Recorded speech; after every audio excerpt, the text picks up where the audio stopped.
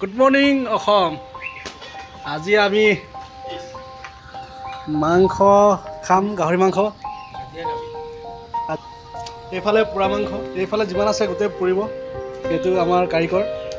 এইফালে মাংস আছে, তাৰপিছতে আমাৰ এইফালে এজন ৰাজকুমাৰ শাস্তা এইফালে বনাই আছে। এইটো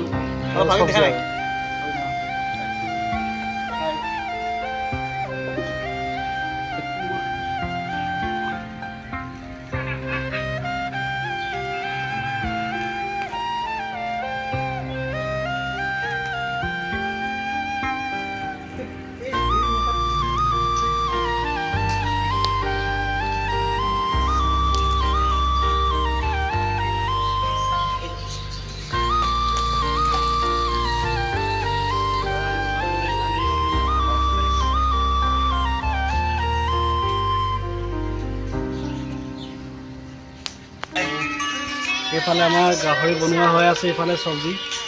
গতিকে আমাৰ গাহৰি মাংসৰ বিষয়ে বা কেনেকৈ বনায় সেইটো বিষয়ে ৰাজকুমাৰ শাস্তা অলপ ক'ব।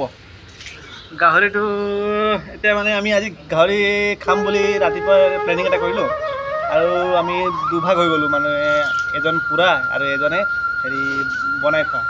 সেইকাৰণে আমাৰ প্ৰাঞ্জল লুইং বড়ে বুলি কয় ইয়াক, অষ্টম অসম আৰক্ষী বাহিনীৰ হয়। আমি চবেই গোটেই এটা প্লাটুন হিচাপে আহিছোঁ আমি মানিকপুৰ থানাত। সেইকাৰণে ৰাতিপুৱা গ'লোঁ, ৰখিলোঁ আৰু গাহৰি আনিলোঁ, 2 কেজিমান আনিলোঁ, 1 কেজি পুৰিছোঁ আৰু 1 কেজি বনাই আছোঁ। খাবি বুলি খাওঁ। Happy new year. এয়া আছিলে আমাৰ ৰান্ধনি বা কাৰিকৰ হিচাপে আজি আছে ৰাজকুমাৰ শাস্তা। এইফালে আমাৰ আছে ছিনিয়ৰ উৎপল কলিতা গুৰুজী। ই দুআষাৰ ক'ব। ভালে আছোঁ। এই গাহৰি হৈ আছে, খাব লাগে এতিয়া। গাহৰিটো হ'লে গাহৰিটো বনাই আছে ৰাজে আৰু লিঙে। এটা হ'ল পুৰা গাহৰি, এটা হ'ল ৰন্ধা গাহৰি। যাই যোনটা ইচ্ছা সিটা খালী হ'ল।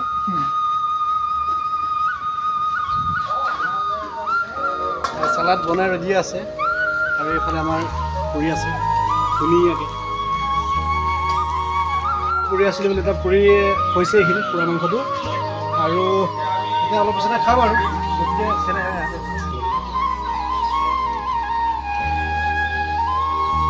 হৈছে।